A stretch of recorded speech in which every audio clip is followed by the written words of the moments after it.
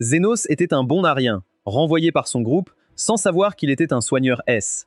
Maintenant sans emploi, il décide de relancer sa vie en ouvrant une clinique, mais finit par invoquer des filles bêtes puissantes à la place.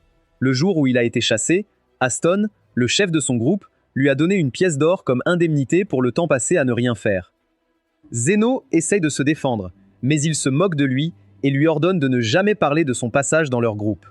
Il prend alors l'argent et part. Pendant ce temps, dans une autre partie de la ville, une jeune elfe nommée Lily était maltraitée par des esclavagistes. Lorsqu'elle s'est défendue, l'un d'eux l'a poignardée et son partenaire l'a engueulée pour avoir abîmé la marchandise. Alors qu'ils se disputaient, Zénos s'approcha d'eux et, en voyant la fille agonisante, proposa de l'acheter avec son indemnité. Après avoir pris l'argent, Zénos s'approcha de Lily et la guérissait en quelques secondes. Cela l'a surpris, car elle pensait qu'elle était condamnée. Elle était impressionnée par la facilité avec laquelle il l'avait soignée, sans incantation longue. En pleurant, elle le remercia de lui offrir une seconde chance et se présenta. Lorsqu'elle lui demanda qui il était, Zénos se présenta comme un guérisseur autodidacte sans licence, soulignant qu'il n'était personne. À ce moment-là, son ventre grogna, il lui proposa d'acheter de nouveaux vêtements et quelque chose à manger. Plus tard, ils s'assirent ensemble dans un restaurant, et pendant que Lily mangeait joyeusement, elle demanda à Zénos pourquoi il ne mangeait pas. Il dit qu'il n'avait pas faim. En réalité, ses finances étaient dans le rouge. Curieuse, Lily lui demanda ce qu'il faisait comme travail, et Zénos admit qu'il venait d'être renvoyé de son ancien groupe d'aventuriers et était entre deux emplois. À ce moment-là, un homme lézard nommé Zan II entra avec un bras blessé. Zénos remarqua que sa blessure était causée par une arme magique et se mit immédiatement à le soigner. Une fois terminé, Zéno était ahuri et lui demanda qui il était. Lily présenta Zéno comme un guérisseur à petit budget. Cependant, Zéno affirma qu'il n'avait jamais entendu parler d'un guérisseur aussi puissant. Pris d'excitation, le Zéno reconnaissant paya Zéno avec quelques pièces d'or avant de partir, promettant de ne pas l'oublier. Zéno resta un moment stupéfait. Lorsque Zénos se rendit compte qu'il était normal d'être payé pour ce genre de service, il déclara qu'il ouvrirait une clinique de guérison. Cependant, comme il n'avait pas de licence, il précisa que ça serait une clinique clandestine. Lily insista pour devenir son assistante. Lorsqu'il tenta de refuser, elle lui rappela qu'il était son maître, alors il accepta de la prendre avec lui. Ensuite, ils se dirigèrent vers le quartier abandonné de la ville, chercher un endroit pour la clinique, et trouvèrent une vieille maison encore intacte. Une Lily inquiète avertit Zénos que des endroits comme celui-ci abritaient souvent des rats, mais Zénos s'en moquait. En entrant dans la maison, Bloody le suivit de près et illumina les lieux grâce à la magie lumineuse. En regardant autour, une spectre nommée Carmilla se montra et tenta de les attaquer, mais Zénos la repoussa avec sa magie de guérison. Il s'excusa de s'introduire chez elle, mais dit qu'il ne pouvait pas partir car c'était la seule propriété de valeur dans le coin et proposa de rester comme locataire. Évidemment, Carmilla n'était pas intéressée et invoqua d'autres rats pour les chasser, mais Zénos les dispersa facilement en même temps. Réalisant qu'elle ne pouvait pas le battre, Carmilla accepta de les laisser rester, à condition qu'ils ne montent pas au deuxième étage. Le lendemain, après avoir configuré la clinique, Zendo entra avec sa sœur Zofia, qui avait également une blessure par balle. Après avoir examiné la blessure, Zénos informa Zofia qu'il devrait lui amputer le bras et lui réclama 1 million pour cela. Zofia lui dit qu'il avait du culot de demander un tel prix, sachant qu'elle était Zofia la Tornade. En entendant cela, Zénos réalisa qu'il était en présence de l'une des 3 bosses des bidonvilles et la chef des hommes lézards, un peu comme un Robin des Bois à petit budget. Zénos expliqua qu'il n'allait pas simplement lui couper le bras, mais aussi le régénérer, ce qui était une sacrée galère, donc il ne le ferait pas gratuitement. Il ajouta avoir juré de ne jamais travailler gratuitement, mais elle déjà se montrait sceptique, affirmant qu'aucun guérisseur ne pouvait régénérer un bras. Voyant sa confiance, Zofia accepta de le laisser faire. Pour commencer, il invoqua un scalpel fait de sa mana, qu'elle prétendit également ne jamais avoir vu. Pendant qu'il amputait, il endormit la douleur avec sa magie de guérison. Il combina ensuite magie défensive et plusieurs sorts de guérison pour régénérer le bras à partir des os, des muscles jusqu'à la peau, surprit Zofia qui le félicita d'être un guérisseur de classe mondiale. À ce moment-là, Zénos remarqua Carmilla suspendue à l'envers et demanda qui elle était. Zénos expliqua que c'était leur colocataire et le garçon fut surpris d'apprendre qu'il vivait avec un spectre. Ensuite, Zofia dit qu'elle enverrait ses gens vers Zénos pour des soins. Quelques jours plus tard, alors que Lily et Zénos discutaient de la guerre de territoire entre les lézards, orques et loups-garous, la porte fut soudainement défoncée par des loups-garous qui entrèrent comme s'ils possédaient les lieux. Leur chef, Linga, dit qu'elle venait pour lui parce que ses soins avaient donné un avantage au lézard et cela ne lui plaisait pas. Elle l'attaqua immédiatement avec une hache, mais à sa grande surprise, cela se brisa contre son bouclier magique. Zénos demanda alors à Lily d'attendre dans l'arrière-salle, tandis qu'il s'occupait de leurs invités. Comme prévu, il ne pouvait pas lui faire de mal. Quand Linga réalisa qu'ils avaient affaire à un gojo de bas étage, elle ordonna à ses hommes de saccager les lieux. Zénos essaya de les dissuader, mais ils refusèrent d'écouter jusqu'à ce que Carmilla arrive. Elle voulait les maudire pour avoir touché à son endroit, mais Zénos lui demanda calmement de reculer. Quand Linga vit que Carmilla obéissait, elle se mit à quatre pattes et commença à s'excuser. Il s'est avéré que les loups-garous avaient peur des spectres, et voyant qu'il en contrôlait un, elle conclut qu'il était quelqu'un à ne pas déranger, forçant ses hommes à s'excuser aussi. Quelques jours plus tard, un orc arriva en cherchant Zénos pour qu'il l'accompagne voir Loewa, la chef des orques. Zénos accepta d'aller avec l'orc après avoir appris que l'état de Loewa était sérieux. À son arrivée, il fut surpris de la voir assise fièrement sur son trône. D'un autre côté, Loewa était ravi de rencontrer enfin le célèbre médecin souterrain dont les lézards et les loups-garous parlaient depuis un moment. Elle lui demanda alors s'il pouvait dire pourquoi elle était incapable de bouger. Zénos s'approcha donc pour l'examiner en scrutant son corps à la recherche de blessures externes. Cela lui a permis de découvrir qu'elle avait ingéré une pierre de mana, et Lo admit qu'elle l'avait mangée par accident, car elle avait faim. Il l'a traitée d'idiote pour avoir fait une telle erreur, mais lui a dit qu'elle n'avait pas à s'inquiéter, car ça sortirait quand elle irait aux toilettes. Lorsqu'il commença à s'éloigner, Loï l'appela, disant que la pierre allait bientôt exploser dans son ventre, car elle en avait mâché une partie. Elle avait déjà accepté son sort, mais ses hommes refusaient de quitter son côté. Alors elle voulait transmettre leur richesse à quelqu'un qui l'utiliserait bien, et Zénos était l'heureux élu. Au lieu d'être excité par cet héritage, Zénos sortit son scalpel et retira la pierre en moins d'une minute, surprenant les autres. Pour éviter que cela n'explose tout autour, il plaqua ses mains, protégées par magie défensive. Les orques étaient stupéfaits de le voir indemne, mais Zénos balaya cela comme si de rien n'était et rendit la clé de leur fortune à Luo, disant que le prix était trop élevé pour le travail accompli. Impressionné par son humilité, Luo rit et déclara qu'elle appréciait Zénos, promettant aux orques qu'il lui devait une grande dette. Zénos dit qu'il n'avait besoin de rien d'eux, mais Loé n'écoutait pas et lui dit qu'elle enverrait ses gens pour assurer la sécurité de sa clinique. Quelques jours plus tard, dans la nuit, une Lily-boudeuse fit remarquer que depuis que Zénos s'était lié d'amitié avec les rois de Bidonville, il venait souvent à la clinique. Zénos acquiesça en disant qu'il était étrange qu'il vienne toujours même s'il n'avait pas de blessure, ce qui étonna Lily, car il était clair que le gars n'avait pas compris la raison. À ce moment-là, Carmilla prit la parole et révéla que c'était à cause de son charisme naturel qui attirait les trois méchants. Elle prédit aussi qu'il déclencherait bientôt une guerre pour lui, mais Zénos pensa que Carmilla ne disait que des bêtises et refusa de se laisser troubler. Cependant, le lendemain, tous les trois chefs se présentèrent à des moments différents et lui annoncèrent qu'ils déclaraient la guerre aux autres, comme Carmilla l'avait prédit. Des semaines plus tard, le commandant de la division des Chevaliers Royals a convoqué Krishna, sa vice-commandante, pour lui parler des rumeurs selon lesquelles la guerre des gangs dans les bidonvilles s'était calmée. Krishna ne croyait pas que cela soit possible, car la querelle entre les trois factions durait plus longtemps que sa dernière relation. Mais le commandant ne voulait pas balayer les rumeurs. Il s'inquiétait que si les rumeurs s'avéraient vraies, le royaume serait en danger, car les combats entre les demi-humains distraient la population des problèmes du royaume. Il ne voulait rien qui puisse faire douter le peuple du roi. Il a donc ordonné à Krishna d'enquêter sur le troisième parti qui aurait mis fin à la querelle. Et quand son harem officieux a vu cela, ils ont pensé qu'il avait un rhume. Linga et Loï ont proposé de le réchauffer avec leurs matériaux de scénario, ce qui a rendu Lily peu sûre d'elle, parce qu'elle manquait d'importance dans l'intrigue. Elle s'est donc précipitée pour préparer du thé. Zénos a alors demandé aux filles de se taire pour qu'ils puissent se concentrer sur Zofia et Zandi. Quand il a terminé, les hommes lézards l'ont remercié. À ce moment-là, Lily est revenue avec le thé et a demandé à Zofia comment elles avaient été blessées depuis qu'elles n'étaient plus en guerre. Zofia a expliqué qu'elles avaient été blessées par les chevaliers royaux en faisant leur travail de voleur. Curieux, Zénos a demandé si leurs blessures par balle avaient aussi été causées par les chevaliers, et Zofia a confirmé que c'était le vice-commandant, surnommé la Rose de Fer, qui leur avait fait cela. En entendant cela, Carmilla, la toujours aimante Doomspellor, a prédit que Krishna deviendrait la nouvelle membre du groupe de femmes puissantes de Zénos. Plus tard dans la journée, Krishna s'est aventuré dans les bidonvilles en portant une capuche pour rassembler des informations sur Zénos, mais le lézard qu'elle a interrogé a refusé de lui dire quoi que ce soit. Elle a essayé de le forcer à parler en le menaçant avec son arme, mais le gars a appelé Zotia et Zendo, alors elle s'est enfuie.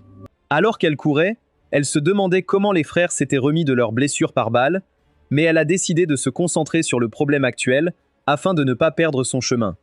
N'ayant pas le choix, elle a erré un peu et s'est retrouvée à la clinique de Zenos, cherchant un chemin pour revenir en ville.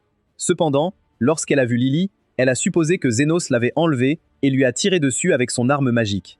Lily l'a immédiatement défendue en disant qu'il l'avait sauvée. Krishna s'est donc excusé auprès de l'elfe d'avoir tiré des conclusions hâtives. Juste à ce moment-là, Zenos a pris la parole de l'intérieur du nuage de poussière de fée, la choquant. Elle lui a alors demandé comment il avait réussi à surmonter les effets de sa balle, et il a répondu qu'il avait utilisé de la magie défensive. Krishna ne le croyait pas, car la magie défensive n'était pas capable d'arrêter ses armes magiques. Elle s'est donc approchée pour l'examiner. Voyant qu'il allait vraiment bien, elle a dit que la seule explication était qu'il était une sorte de grand sorcier. Mais Zenos lui a assuré que son nom de famille n'était pas Potter. Elle s'est ensuite présentée et a demandé sa coopération pour mener son enquête. Entendre son nom a surpris Zenos et Lily. Mais Carmilla, qui mourait d'envie de dire « je vous l'avais bien dit », riait dans le coin où elle s'était cachée. En fin de compte, Zenos a mis un drapeau pour signaler à tout le monde de rester à l'écart de la clinique. Puis s'est assis pour parler avec Krishna autour d'un thé pendant qu'elle expliquait les détails de son enquête. Elle a dit qu'elle était dans les bidonvilles pour retrouver et traduire devant la justice le médiateur qui avait mis fin à la querelle entre les factions. Selon elle, quelqu'un avec le pouvoir d'unifier les bidonvilles pouvait constituer une menace pour le royaume. En entendant cela, Leil est venue à la défense du médiateur, mais ces mots ont poussé Krishna à se demander si elle connaissait l'identité du médiateur. Loyalty a juré qu'elle ne le savait pas. Et même si c'était évident qu'elle mentait, Krishna l'a cru et a dit qu'elle ne s'attendait pas à ce que son enquête soit une promenade de santé. Zenos a alors proposé de lui montrer le chemin du retour. Mais alors qu'il marchait vers la porte, elle a aperçu sa table d'examen et a demandé pourquoi elle était là. Quand Zenos est revenu vers Krishna, le vice-commandant lui a demandé s'il connaissait l'identité des esclavagistes qu'il avait sauvés de Lily, et il répondit non. Elle n'était pas ravie de cette réponse, espérant en savoir plus sur la situation du trafic dans le royaume. Changeant de sujet, elle a demandé si un soigneur pouvait régénérer complètement un bras, car elle avait remarqué que le bras de Sophia était parfaitement guéri, bien qu'elle ait été gravement blessée. Elle était certaine que le médiateur était derrière tout ça, et jura qu'elle l'arrêterait à tout prix. D'après sa façon de parler, Zenos déduisit qu'elle n'aimait pas les bidonvilles, alors il lui demanda pourquoi, et elle répondit que c'était parce que sa mère y était morte. La femme consacrait ses journées à aider les pauvres, mais un jour, quelqu'un tenta de voler leur anneau et l'a attaqué, la tuant. Krishna décida de devenir une héroïne invisible, rendant justice aux criminels dans les bidonvilles pour éviter qu'une autre personne ne souffre du même sort. Sa détermination l'aida à grimper rapidement dans les rangs, et c'est ainsi qu'elle devint la plus jeune vice-commandante de l'histoire des chevaliers royaux. Son inébranlable volonté concernant ses devoirs lui valut le surnom de Rose de Fer. Mais certains l'appelaient ainsi parce que son visage était comme un masque en fer, ayant du mal à sourire depuis le jour où sa mère était morte. Le lendemain, Krishna partit mener son enquête. Xenovus abaissa le drapeau, tandis qu'il s'occupait de Zofia. Krishna revint. Dès que les deux femmes se virent, elles sortirent leurs armes et demandèrent à savoir ce que l'autre faisait là. Lily intervenut rapidement, expliquant que Zofia s'était perdue et était venue demander leur chemin, mais cela n'atténua en rien la tension. Krishna interrogea Zofia sur son bras et essaya de découvrir qui était le médiateur en mettant Zofia en colère, mais la fille était bien trop intelligente pour se laisser manipuler. Elle changea rapidement de sujet et dit à Krishna d'arrêter de fouiller dans les bidonvilles pour le réseau de trafic, car le véritable cerveau était un noble nommé Calender. Krishna ne la crut pas. Et quand il sembla que les choses allaient devenir chaudes, Zeno se plaça entre elles et révéla à Krishna qu'il était le médiateur qu'elle cherchait. Krishna ne le crut pas et supposa qu'il disait cela parce qu'il s'était rangé du côté des demi-humains, et le médiateur, Sochi, partit. Bloody se précipita dehors pour voir où elle était allée et dit à Zenos que la chevalière se dirigeait dans la direction opposée au bidonville, réalisant qu'elle allait enquêter sur Calender.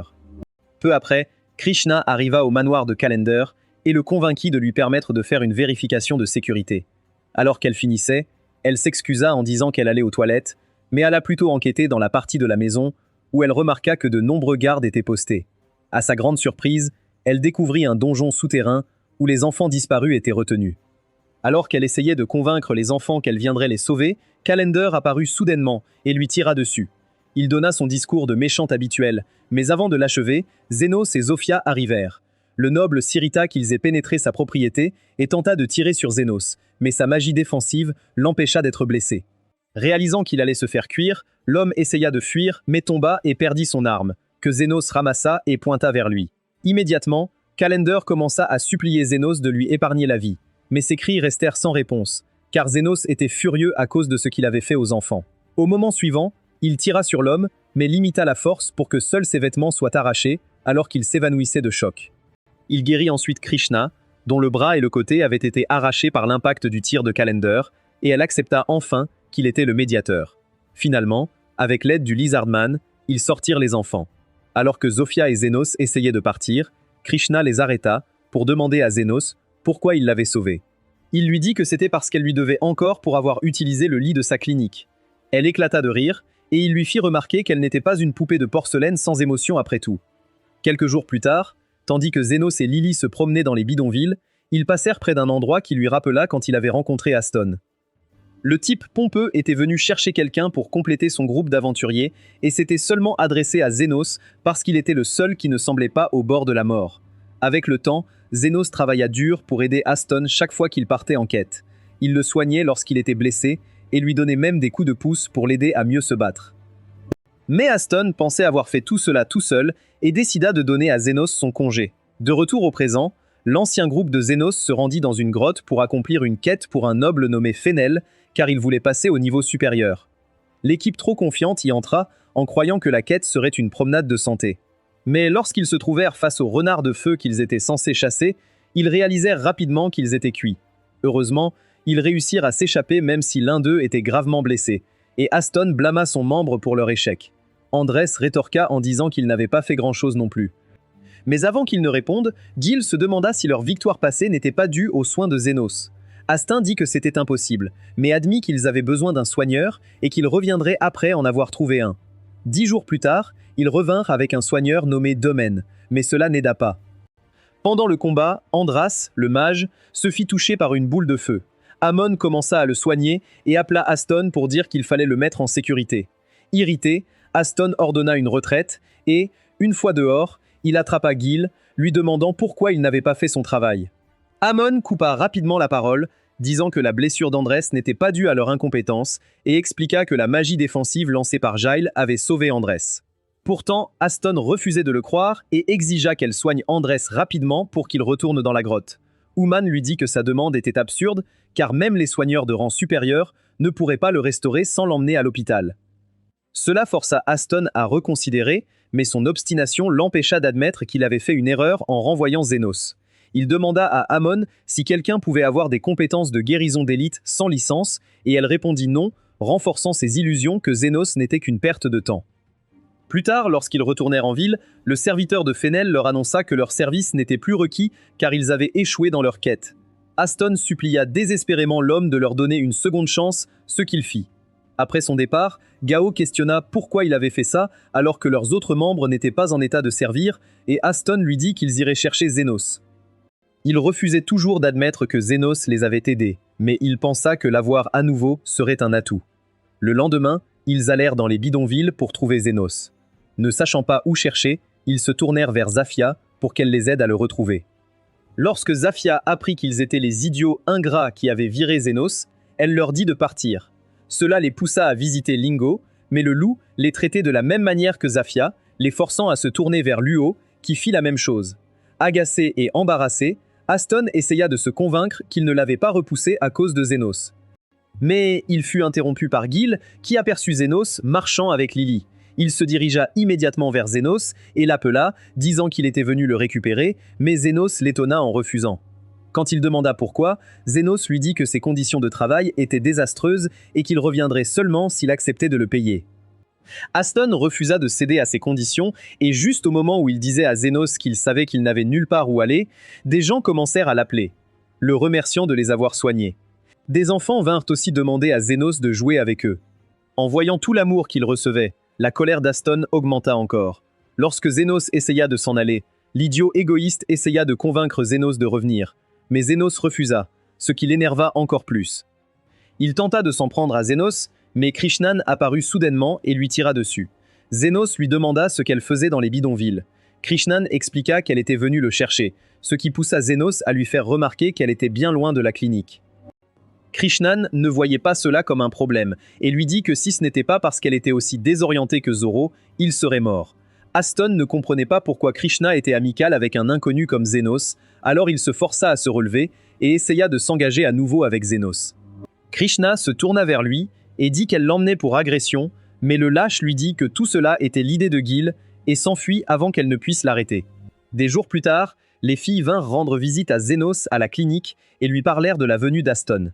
Elles dirent qu'elles avaient placé des espions sur Aston et Giles pour les surveiller, mais qu'ils avaient réussi à leur échapper et n'étaient pas réapparus depuis. Blowy dit qu'ils avaient peut-être abandonné et rentré chez eux, mais Zofia ne pensait pas qu'Aston était du genre à abandonner si facilement. Pour elle, il aurait pu aller au guilde souterrain, qui était connu pour accepter toutes sortes de missions indépendamment de leur nature. Zenovis ne croyait pas qu'Aston irait si loin pour engager quelqu'un de la guilde, car cela nécessitait beaucoup d'argent. Carmilla souligna alors que si Aston était venu chercher à reprendre Zeno, cela signifiait qu'il était en difficulté, mais Zofia ne partageait pas leur avis. Elle lui parla d'une personne que tout le monde appelait le guide et dit que cette personne acceptait n'importe quel job, peu importe qu'il y ait de l'argent ou non. Plus tard, après le départ des filles, Lily trouva Zeno assis seul dans la clinique, elle lui prépara une tasse de thé et s'assit avec lui. Au bout d'un moment, elle s'endormit, alors il l'emmena dans sa chambre et revint pour trouver Carmilla en train de se servir du thé, alors il s'assit avec elle. Pendant qu'ils discutaient, Carmilla apprit que Zénos avait autrefois essayé de réveiller un cadavre, mais avait été arrêté par son maître, qui lui avait ensuite appris à utiliser sa magie de guérison pour sauver les gens à la place. Cela l'amena à parler de la vie artificielle, qui était obtenue grâce à une ancienne sorcellerie démoniaque pour créer des golems à partir de pierres spéciales. Lorsque Zénos se leva enfin pour débarrasser la table, la maison se mit à trembler comme si un tremblement de terre avait eu lieu. Cependant, Carmilla a déduit que l'origine des tremblements venait des bidonvilles. Elle est donc sortie pour vérifier. À sa surprise, elle a vu que les bidonvilles étaient attaqués par un golem. Quand elle et Zénos sont finalement arrivés, l'endroit était en ruine et le golem continuait à tout détruire comme un gorille en colère. Les filles les ont vite rejoints et ont dit à Zénos que de nombreuses personnes étaient blessées. Il leur demanda alors de rassembler tous les blessés au même endroit pour qu'ils puissent les soigner. Inconscients, ils étaient observés de loin par une silhouette encapuchonnée, responsable de la création du golem. Il était impressionné par la destruction que son œuvre causait, mais déçu qu'il ne soit pas aussi mobile que prévu. Néanmoins, il pensait que ça ferait le travail et se demandait comment Zénos réagirait quand les gens autour de lui commenceraient à mourir. De retour dans les bidonvilles, les trois chefs et leurs sbires non blessés collaient pour secourir les gens coincés sous les décombres. Ils ont aussi rassemblé tous les blessés pour les amener à Zénos, qui a utilisé son sort de guérison pour soigner tout le monde. Alors qu'il continuait à soigner ceux qui lui étaient amenés, Carmilla remarqua que Zénos était un peu contrarié et lui demanda pourquoi. Il répondit que c'était parce qu'il travaillait sans rémunération et ajouta que s'il découvrait qui était responsable de l'attaque, ça ne se passerait pas sur un ton pacifique. La personne qui était sa cible observait toujours et il était surpris que Zénos soit capable de soigner autant de personnes en même temps. Cependant, il soutint que tous ses efforts étaient vains, car rien ne changerait tant que le golem ne serait pas arrêté. Finalement, Zénos termina de s'occuper de tous les blessés. Et pendant qu'il se reposait, Carmilla lui dit que le golem continuerait à ravager jusqu'à ce qu'il exécute ses ordres. Avec un soupir, Zénos se leva et dit qu'il allait combattre le golem, ce qui surprit franchement Carmilla, mais Zofia et les autres insistèrent pour l'accompagner. Zénos accepta leur offre et demanda à Carmilla ce qu'il devait faire pour abattre le golem. Le spectre répondit qu'il devait détruire le cristal magique qui constituait son noyau, sinon, il ne ferait que perdre leur temps. Armé de cette connaissance, Zénos demanda aux filles de se battre contre le golem, promettant de les soutenir avec sa magie. Les filles chargèrent immédiatement le monstre et, pendant qu'elles combattaient, Zénos commença à utiliser sa magie d'amélioration sur elles. Cela les rendit pratiquement indestructibles et elles adorèrent. D'un autre côté, Zénos resta près d'elle pour s'assurer de l'efficacité de son amélioration et pour observer le golem. Une fois qu'il comprit combien de temps il lui fallait pour se régénérer, il demanda aux filles de détruire ses deux jambes, ce qu'elles firent. Cependant, elles remarquèrent à la dernière seconde qu'une fille se cachait dans le bâtiment voisin, paniquant parce qu'elle allait devenir une crêpe. Zénos se précipita pour la sauver, mais avant d'arriver, le golem était déjà tombé. Étonnamment, il veilla à ce que son bras n'écrase pas la fille, ce qui était inhabituel. Bien sûr, Carmilla le fit remarquer pendant que Zénos analysait le golem avec sa magie, et une fois qu'il découvrit quelque chose, il demanda à Carmilla comment on pourrait créer un golem à partir d'une pierre imparfaite. Cette question choqua Carmilla, et Zénos confirma ce qu'elle pensait en révélant qu'Aston était fusionné avec la pierre magique et agissait comme le noyau du golem. Il s'avéra qu'il était allé voir le guide et avait demandé de l'aide pour se venger de Zénos, et que le guide avait décidé de tuer 2 oiseaux d'une pierre en l'utilisant pour tester son petit expérimental. Depuis sa position, le guide observait Zénos et se demandait ce qu'il ferait maintenant qu'il avait découvert le secret du golem. La pierre magique était complètement fusionnée avec Aston, et la détruire signifiait mettre fin à la vie d'Aston. Il était donc impatient de voir comment tout cela allait évoluer. De retour dans les bidonvilles, Zénos ordonna aux filles de se replier, et après qu'elles se soient éloignées, Carmilla matérialisa à ses côtés et dit qu'elle rentrait chez elle, car le soleil était sa kryptonite. Une fois parti, Zénos commença à parler à Aston, essayant de voir si le jutsu de la parole pouvait suffire à l'arrêter, mais réalisa vite que ce n'était pas le cas, car Aston était consumé par sa rage. N'ayant pas le choix, il attaqua le golem et réussit à ouvrir sa poitrine pour révéler Aston, qu'il taillada avec sa lame de mana. En voyant cela, le guide fut déçu, s'attendant à une fin plus palpitante. Mais juste au moment où il allait partir, il réalisa qu'Astin était toujours en vie. Zénos était en train de détruire la pierre magique tout en guérissant Astin, veillant à ce que ses blessures ne soient pas trop profondes. Cela surprit le guide, qui s'attendait à ce qu'il soit épuisé après avoir soigné des centaines de personnes et même soutenu les filles pendant qu'elles combattaient plus tôt. Aston retrouva vite ses esprits et demanda à Zénos pourquoi il tentait de le sauver. Zénos lui répondit que c'était parce qu'il devait être en vie pour dénoncer le guide. Il ajouta également que c'était parce qu'il lui était reconnaissant de l'avoir sorti des bidonvilles et de lui avoir donné cette pièce d'or qu'il avait utilisée pour sauver Lily. Cependant, sa principale raison de le sauver était qu'il était guérisseur, et la guérison était ce qu'il savait faire de mieux. Sur ce, Zénos délivra le coup final sur la pierre et sauva Aston des griffes de la mort. Plus tard, après que le golem s'est transformé en tas de sable, un Aston solennel a finalement admis que Zénos était le personnage principal et a reconnu à contre-cœur ses capacités. Quand il a commencé à lui demander pardon pour tout ce qu'il lui avait fait, Zénos lui a dit de relever la tête pour qu'il puisse réarranger ses entrailles d'une manière peu agréable. Lorsqu'il s'est finalement réveillé, Krishna se tenait au-dessus de lui. Il a donc demandé où était Zénos. Elle a dit que le guérisseur était rentré chez lui et l'a arrêté pour plusieurs crimes, y compris l'exhibition. Puisque le coup de Zénos avait été si puissant qu'il l'avait laissé nu, elle a aussi transmis le message de Zénos, disant qu'il avait pris l'épée d'Aston comme paiement et lui avait laissé une pièce d'or, comme prime de départ. En voyant la pièce, Aston a éclaté en larmes, car jamais il n'aurait pensé que Zénos lui offrirait une bouée de sauvetage. Pendant ce temps, le guide a décidé qu'il était temps pour lui de se cacher et a dit qu'il avait hâte de jouer à nouveau avec Zénos. Des jours plus tard, Krishna est passé à la clinique pour informer Zénos sur l'avancée de l'enquête pour retrouver le guide. Zofia et les autres, qui étaient aussi venus, ont dit qu'elles avaient creusé un peu et appris que le guide était un loup solitaire qui ne visitait la guilde que récemment. Krishna n'a pas apprécié leur contribution, ce qui a presque provoqué une dispute. Krishna a répondu que c'était la meilleure façon, car elle ne s'abaisserait jamais à fréquenter des criminels. Cela a presque provoqué une dispute. Alors Zénos les a tous expulsés. Lily s'est alors approchée de lui et a essayé de suggérer d'aller à une source chaude. Mais avant qu'elle puisse dire quoi que ce soit, Zofia est revenue et lui a volé la vedette. Une fois qu'il était de nouveau seul avec Lily, il a demandé ce qu'elle essayait de lui dire, mais la fille lui a rétorqué avec colère. Ce soir-là, pendant que Zénos se détendait dans le bain des hommes, Zofia est entrée et s'est jointe à lui. Juste à ce moment-là, Linga est entrée en trombe, et après avoir grondé Zofia pour avoir essayé de goûter au lait exotique de Zénos, elle a fait semblant d'avoir des vertiges et a tenté de tomber dans les bras de Zénos. Voyant cela, il a rapidement détourné les yeux pour éviter que son outil de puissance ne s'allume. Allez mec! Mais Linga et Zofia se sont jetés sur elle. Krishna est entrée. Elle les a réprimandés pour leur manque de pudeur, mais les filles lui ont dit qu'elle n'était pas différente. Et alors qu'elle l'entraînait dans leur cercle de lutte, Zénos s'est écrié pour leur dire de sortir. En revenant au bain des femmes, elles ont passé Omen, qui a noté qu'elle formait un groupe étrange et mal assorti. Après que les filles se soient mises à l'eau, Lola a recommencé à faire ses poses Joy Do, ce qui a fait que Lily, qui était assise tranquillement à côté, se sentait triste. Une fois que Laili s'est sentie mieux, Carmilla lui a joué un tour en faisant semblant de monter.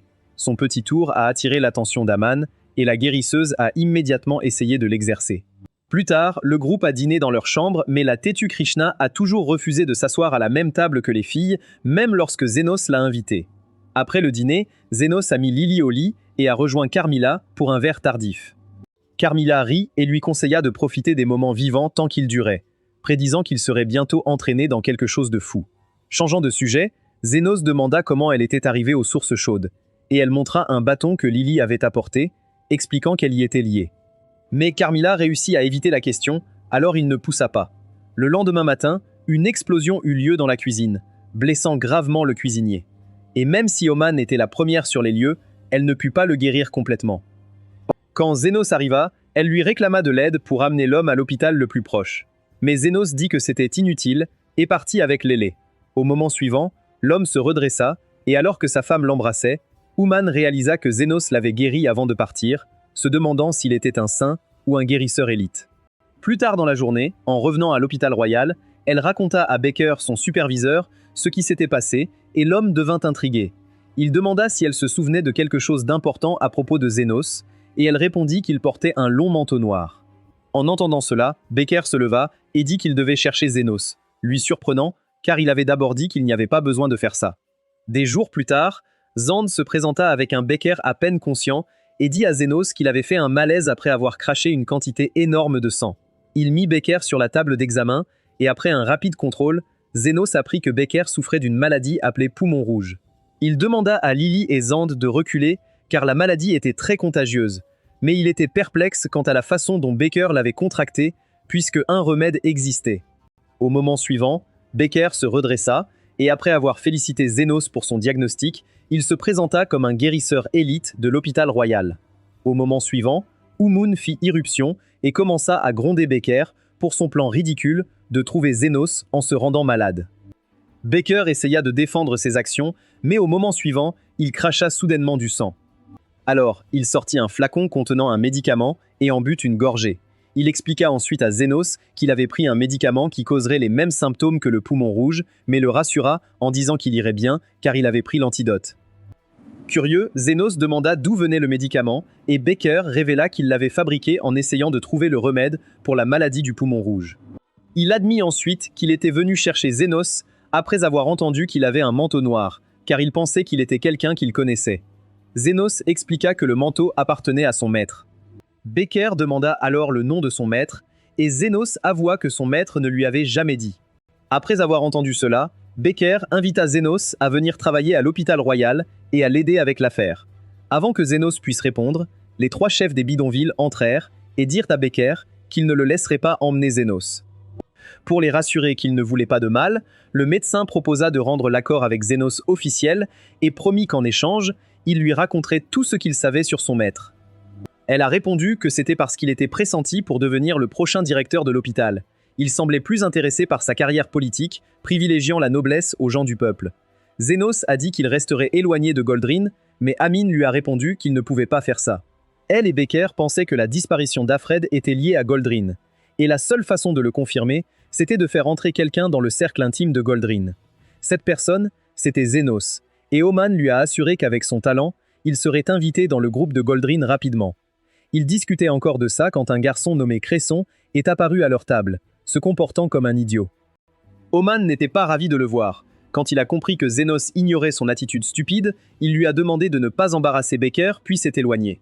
Une fois hors de portée de voix, Zénos a demandé à Oman qui c'était, et elle a expliqué qu'il était un guérisseur peu doué qui se prenait pour le prochain Doctor Strange parce qu'il avait été recruté par le groupe de Goldrin. Réalisé qu'il n'avait rien à craindre, Zénos est parti en cours et, en chemin, il se remémorait son passé. Après que son maître lui ait donné un coup sur la tête pour avoir tenté de ressusciter un mort, celui-ci l'a pris sous son aile et lui a appris à devenir un vrai guérisseur. Il y avait un autre élève nommé Veritra, et leur maître s'assurait qu'il leur inculquait les principes du métier. De retour au présent, Zénos était en cours pendant un exposé sur les morts-vivants. Le professeur leur a dit que les spectres étaient les plus puissants des morts-vivants et a ajouté que ceux qui pouvaient parler étaient les pires. Cela a fait penser à Zénos à Carmilla, mais il a décidé de ne pas dire un mot pour être prudent. Lorsque le professeur a demandé s'ils avaient déjà combattu des morts-vivants, Cresson s'est levé et a commencé à se vanter d'en avoir tué 30 dans le passé. Puis, il a essayé de rabaisser Zénos en lui demandant avec sarcasme s'il en avait aussi tué un. Zénos a répondu que son nombre de morts-vivants était à peu près le même. La seule différence était qu'il les avait tous tués en une seule fois.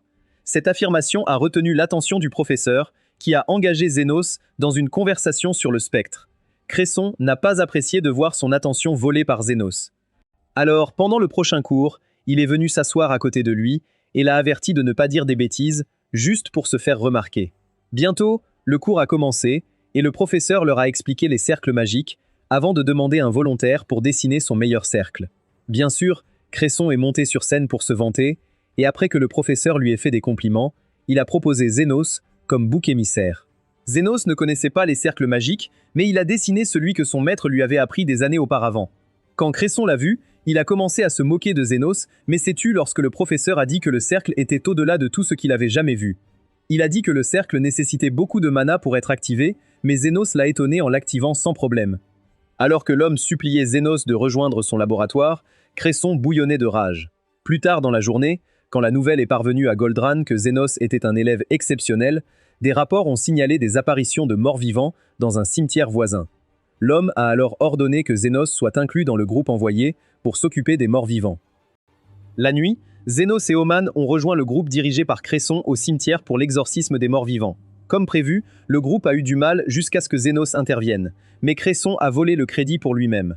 Alors que tout le monde commençait à sortir du cimetière, Zénos a dit à Cresson que leur travail n'était pas terminé, et au même moment, un roi zombie a émergé du sol. Les autres étudiants ont appelé Cresson, lui demandant de se débarrasser de la créature, puisqu'ils croyaient qu'il était le plus fort. Cresson semblait trop angoissé pour demander de l'aide, mais la fille lui a dit de gérer ça tout seul, puisqu'il se vantait d'être si puissant.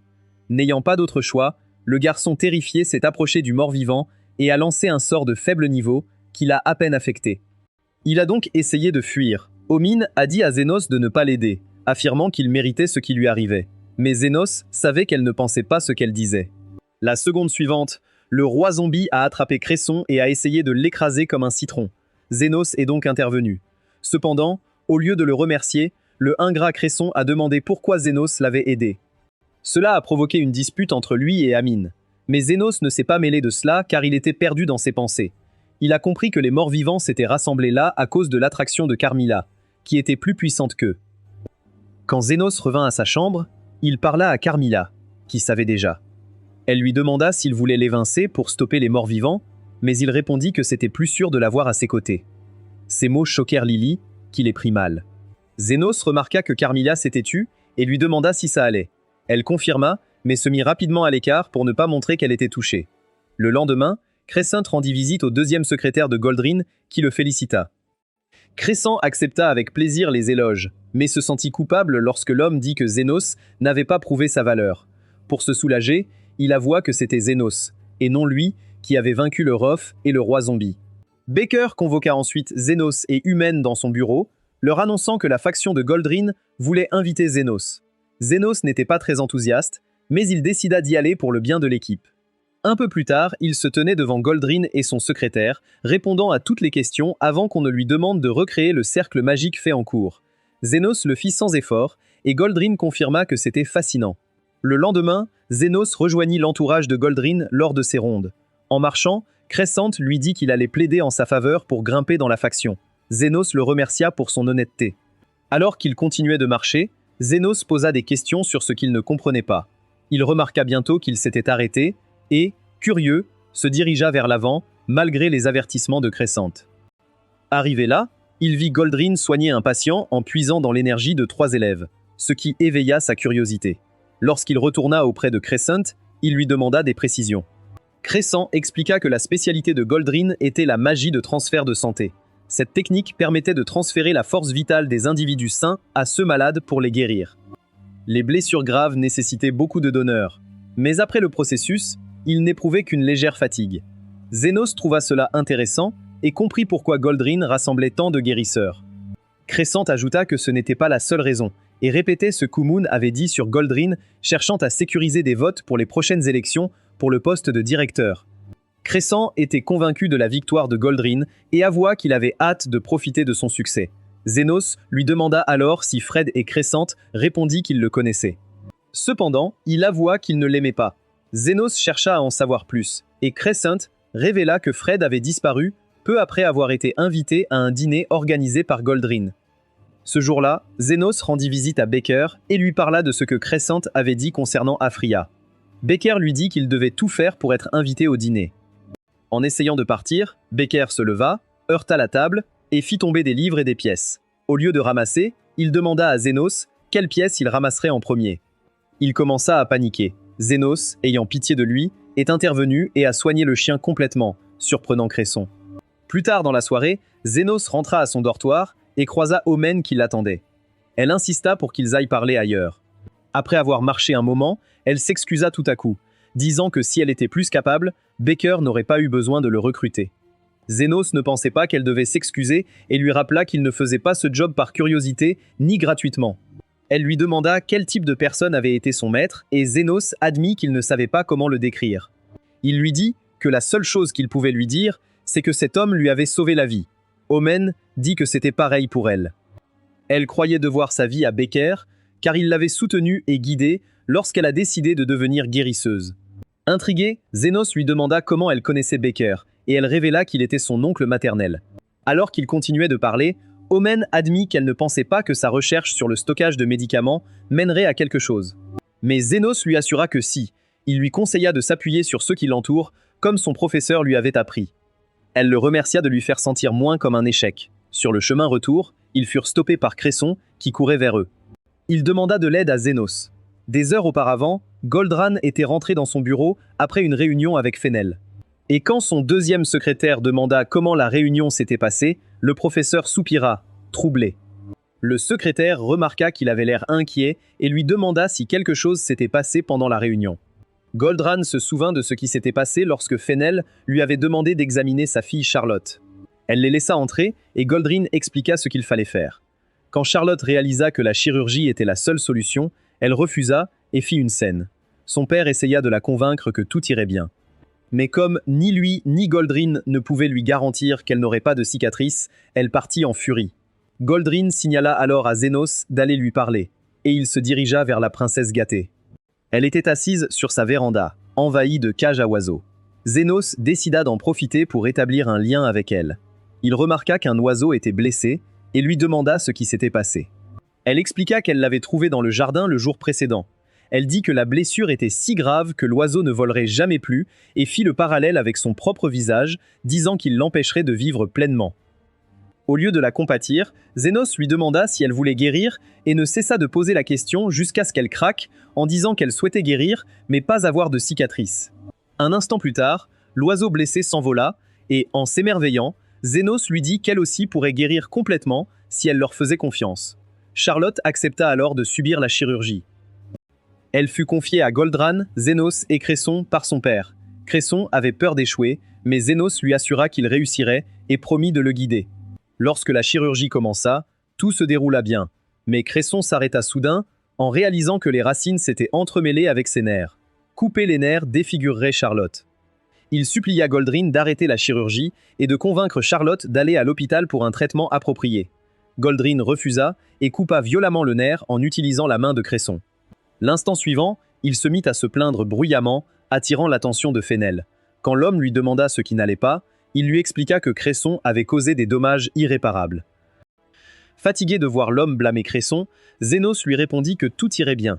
Il prit alors le relais de la chirurgie, laissant Goldran et Cresson ébahis. Plus tard, lorsque Charlotte se réveilla, elle prit immédiatement un miroir pour vérifier que son visage était revenu à la normale. Une fois qu'elle l'eut confirmé, elle versa quelques larmes. Elle demanda à son père où était le professeur. Il lui dit qu'il était retourné à l'hôpital pour préparer les élections. Charlotte se souvint alors soudain de Zénos. Elle demanda à son père s'il connaissait son nom, et l'homme répondit non. Cependant, le serpent présent alors lui indiqua. Pendant ce temps, à l'hôpital royal, Zénos aida Domon à transporter les nouveaux médicaments expérimentaux de Becker vers une salle de stockage. Becker arriva ensuite pour demander à Zénos comment la chirurgie s'était passée.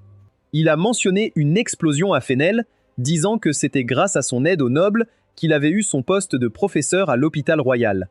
Avant de dire plus, il s'est évanoui. Zénos a proposé de le confier à un serviteur, car il était évident qu'il ne se réveillerait pas de sitôt. Plus tard, après être rentrés, ils ont essayé de rassembler ce que Bonds avait dit, mais furent interrompus par l'apparition soudaine de Carmilla.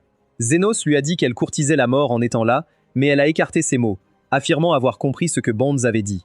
Pendant ce temps, dans les bidonvilles, les trois chefs avaient fait irruption dans la clinique de Zénos. Alors qu'ils advenaient une autre dispute inutile, un des gens de Zofia est venu la trouver. Il lui a dit que le Zand s'était gravement blessé pendant qu'il travaillait. Elle a alors dit aux gars de se préparer, car ils allaient chercher Zénos. De retour au manoir de Goldrin, Carmilla a donné sa version des événements d'il y a 13 ans. Elle a dit que le jour de l'explosion, Goldrin avait sauvé la vie de Fennel. Et à cause de ça, l'homme l'avait récompensé en l'aidant à devenir professeur. Cependant, comme l'histoire était un secret, Lily a dit qu'il était probable que Goldrin ait pris le crédit pour l'exploit d'un autre guérisseur.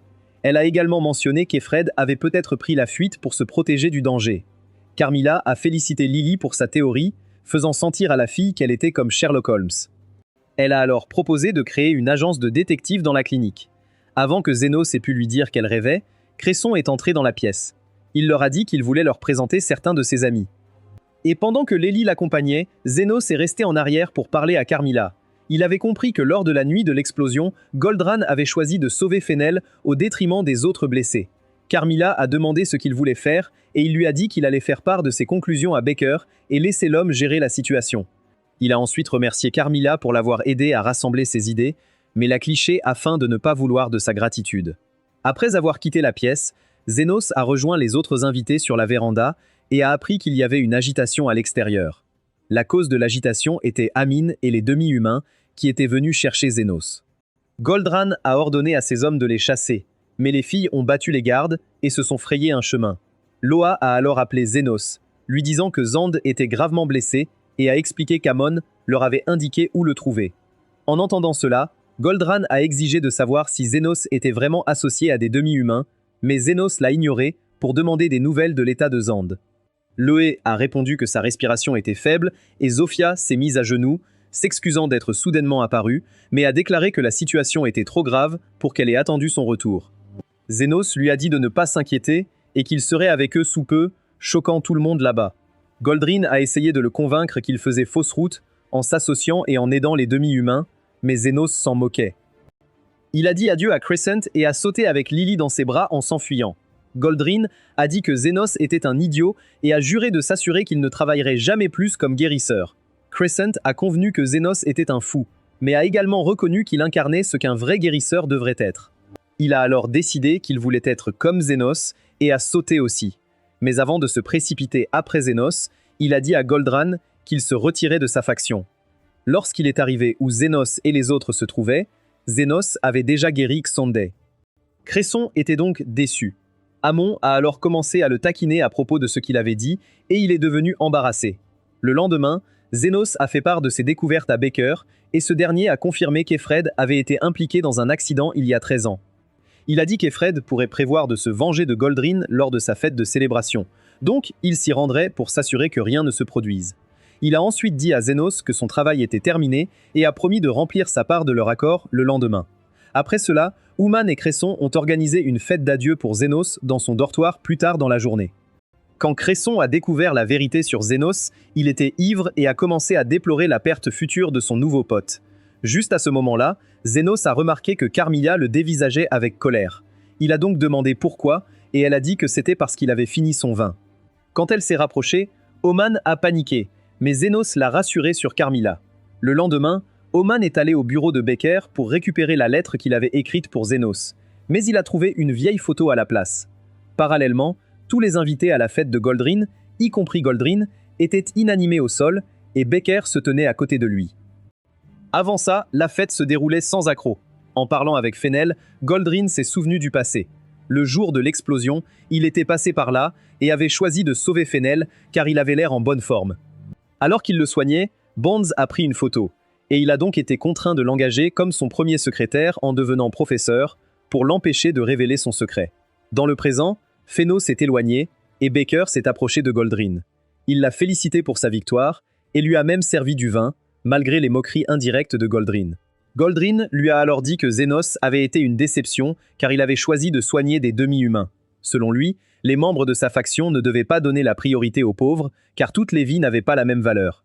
Peu après, Fennel a prononcé un discours, et lorsqu'il a commencé à évoquer l'incident d'il y a 13 ans, Goldrin l'a interrompu. Fennel a supposé qu'il avait fait ça pour être modeste, alors il a terminé son discours et a appelé Goldrin à s'adresser à la foule. Pendant ce temps, Oman avait trouvé la photo de cette nuit-là dans le tiroir de Becker, et, en y regardant de plus près, elle a remarqué un jeune Efred et la fiancée de Becker parmi les gens. Dans la salle de banquet, Goldrin a repris connaissance, et Becker lui a dit qu'il avait glissé du poison dans le vin que tout le monde avait bu. Il a expliqué que la seule raison pour laquelle Goldrin était éveillé était qu'il lui avait donné une dose plus faible, mais il l'a assuré que c'était tout aussi efficace qu'une dose normale. Goldrin a exigé de savoir pourquoi Becker avait empoisonné tout le monde, et Becker a répondu qu'il tentait de recréer la scène de cette nuit-là, il y a 13 ans. Goldran, choqué, a demandé comment Becker avait découvert son secret, à quoi Becker a répondu qu'un Bonds ivre lui avait tout révélé. Il l'a ensuite accusé de prendre des vies innocentes, et Goldran a fait valoir que les gens seraient morts même sans son intervention. Becker a rétorqué qu'il avait tort, et a révélé qu'Afrid faisait partie des personnes blessées, et qu'il était encore en vie. Alors que Goldran regardait, incrédule, Becker lui a demandé de choisir qui il avait sauvé, mais Goldran a exigé qu'il lui donne l'antidote. En réponse, Becker a bu le reste du vin et lui a dit que s'il croyait vraiment avoir l'antidote, alors il devait le sauver en premier. N'ayant pas d'autre choix, Goldrin s'est dirigé vers le centre de la pièce et a commencé à siphonner la force vitale de chacun dans la pièce pour pouvoir se guérir, puis guérir Fennel. Alors que Becker le regardait faire, il a souligné que la force vitale de Goldrin était la plus forte de la pièce. Mais, étant un vieux radin égoïste, il ne voulait pas l'utiliser pour sauver les gens. Sans hésiter, Goldrin a répondu que sa vie valait plus que celle des autres guérisseurs. Il était encore en train de se vanter de sa valeur lorsque Becker a soudain craché du sang. Et juste à ce moment-là, Zenos, Ouman et Cresson ont pénétré dans la pièce. Regardant autour de lui, Zenos a calmement déclaré que Becker avait empoisonné tout le monde et Ouman a demandé pourquoi il avait fait cela. Pour répondre à sa question, Becker lui a parlé de la façon dont, il y a 13 ans, lui et sa fiancée étaient de jeunes guérisseurs. Il a dit qu'elle était toujours si heureuse quand elle parlait de soigner les gens, mais puis il a reçu la nouvelle qu'elle avait été prise dans une explosion et était morte. Malgré sa tristesse, il a persévéré et a continué à faire les choses qu'elle aimait le plus, jusqu'à ce qu'Alfred revienne de cette fête et lui révèle la vérité sur ce qui s'était passé. Après lui avoir tout révélé, Alfred a disparu sans laisser de traces, donc il a fait appel à Zenos pour l'aider à trouver des preuves. Après l'avoir écouté, un Cresson agacé lui a dit de la fermer et a déclaré que rien de ce qu'il pourrait dire ne justifierait de nuire à des gens innocents. Zenos a réussi à le calmer avant de se diriger vers le centre de la pièce pour commencer à soigner tout le monde. Becker a fait remarquer qu'il gaspillait son énergie puisqu'il ne connaissait pas les composants du poison, mais Zenos a répondu que ça n'avait pas d'importance. Cela a fait réaliser à Becker que Zenos avait l'intention de continuer à soigner tout le monde jusqu'à ce que le poison fasse effet, et il était sans voix. Oumoun et Cresson ont aussi aidé, et lorsque les soins étaient terminés, tout le monde était à nouveau sur pied. Enfin, tout le monde sauf Goldrin, qui avait été intentionnellement laissé seul, et aucun des guérisseurs ne voulait l'aider, car ils avaient entendu tout ce qu'il avait dit sur eux étant des brebis sacrifiées. Ayant pitié de lui, Zenos a écrit une note et a dit que s'il acceptait de le payer cette somme, il le guérirait. Au départ, Goldrin a refusé, mais lorsqu'il a réalisé qu'il n'avait pas d'autre choix, il a changé d'avis. À ce moment-là, Fennel lui a dit qu'une fois qu'il serait guéri, ils auraient une longue conversation sur tout, et l'homme est devenu effrayé. Le lendemain, Zenos et Oman ont rendu visite à Becker au centre de détention, et il a admis que ce qu'il avait mis dans le vin n'était pas du poison. Il a dit qu'il s'est seulement rendu compte que quelqu'un avait échangé son mélange après avoir bu le vin et craché du sang. Zenos a supposé que c'était un Fred, et Becker a acquiescé, disant qu'il avait probablement tout observé. Cela a donné espoir à Oman, qui a dit que Becker pourrait bientôt être libéré, mais Becker ne le voulait pas. Il a dit qu'il était toujours coupable, même si quelqu'un d'autre avait empoisonné le vin, alors il devait payer pour ses crimes. Peu après, Zenos et Oman se levèrent pour partir, mais Becker appela Zenos et lui demanda s'il avait compris ce qu'il avait compris. Zenos confirma qu'il avait compris, et qu'après avoir examiné les faits, il avait conclu qu'Efred n'aurait pas pu survivre à ce que Goldrin avait fait. Il se demandait donc qui étaient les Fred que Becker connaissait. Becker avertit alors Zenos d'être prudent, disant que quelque chose n'allait pas et que, ayant contrecarré les plans des Fred, le garçon pourrait le cibler ensuite. Après le départ de Zenos, Krishna dit à Becker qu'elle était jalouse que Zenos soit venu lui rendre visite, et Becker affirma qu'il l'avait fait pour Amin. Il expliqua qu'à cause de sa relation avec Amin, elle était plus touchée par ce qui s'était passé. Le fait de l'emmener là-bas pour confirmer son innocence était la façon de Zenos de la rassurer.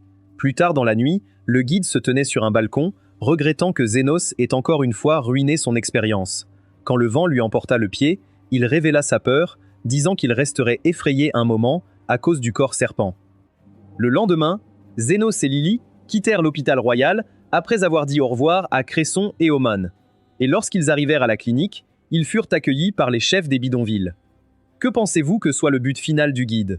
Sa véritable identité serait-elle révélée ou continuerait-il le jeu du chat et de la souris avec Zénos? Eh bien, c'est tout pour la vidéo d'aujourd'hui.